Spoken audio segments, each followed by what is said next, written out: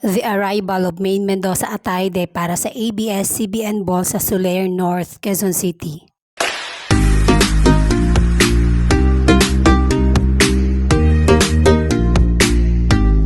Hello mga Mars! Welcome back to my channel, Karin Scoop Station here. Disclaimer, itong photo and video na aking isi-share ngayon sa inyo ay hindi ko po pagmamay-ari at i-credit natin ang mga owner nito. Without further ado, let's start. Kahapon nga, April 4, 2025 ay naganap na ang malaking event ng ABS-CBN, itong ABS-CBN Ball 2025. Naganap ito sa Soler North, Quezon City, mga Mars. At napakaraming celebrity, businessman, kung sino pa ang nandoon. Marami po ang umattend sa naturang ball. At isa na nga dito ang pag-uusapan natin, ang ating love na Arjo and Maine Mendoza o ang Armaine. Dahil nagulat nga ako nung nakita ko sa co-alert sa Instagram na sino daw ang gusto nyong makitang couple na a-attend sa ABS-CBN Ball. At sobrang nagulat nga ako dahil isa sa couple na yun ay nakita ko ang Armaine. First time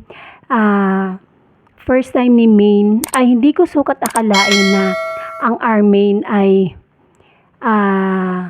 pupunta sa ball ng ABS-CBN. Akala ko nga yung picture lang na pinakita, yung pala inabangan ko nga kahapon ang mga post sa ABS-CBN kung sino nga ang mga pupunta sa ball.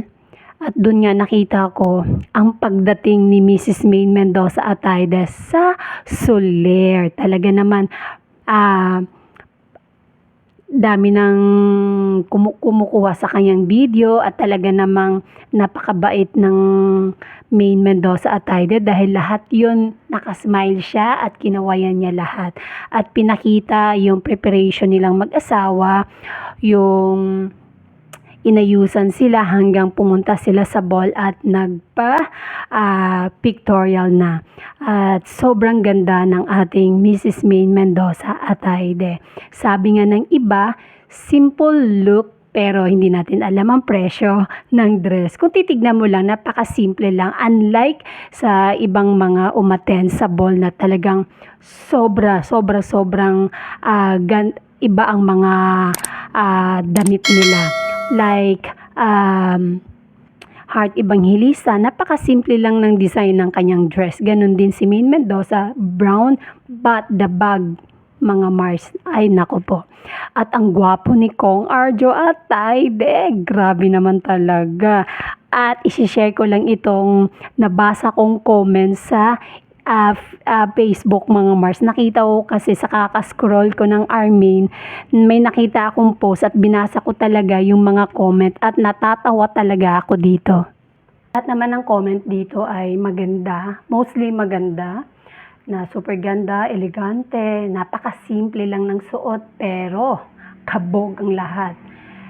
Hindi nga daw, sa tingin nga nila ay hindi ito nakikipagkompetensya sa mga dumalo rin doon. Dahil siguro yun talaga ang gusto rin niyang suotin.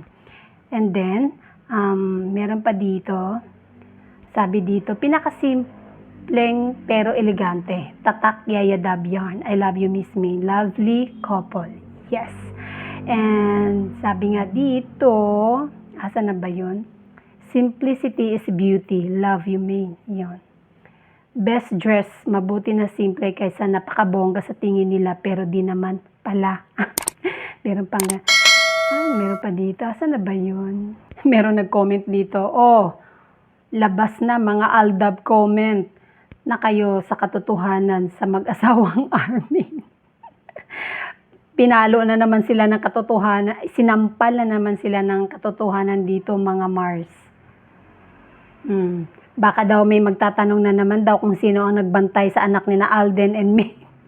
Kasi alam mo naman hanggang ngayon ay hindi talaga nawawala ang mga ganitong mga comment tungkol kina Maine and Alden, no? meron talagang sumusulpot at nangangaaway pa nga minsan dito sa comment section talaga.